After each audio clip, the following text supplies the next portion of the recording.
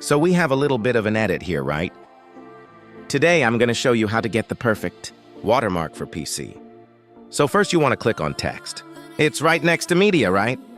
You click on text and then you just drag it to the end of your clip. And then after that, what you're going to want to do is you're going to want to type your name, right? Type your name. In my case, it's Traps. And then after that, characters you want to set to like, let's say 4 here, and then bring it down to like there. And then you want to use the font, Profiton, whatever. Whatever this, I don't know how to pronounce it, but yeah, you want to use this right here. Okay, now what you want to do, you want to go to animation and loop.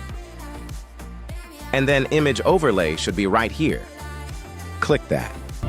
What happened? No. And now you got yourself the perfect watermark for your edits. Thank you guys for watching, and if you got stuck, let me know. And I'll see you guys in the next one.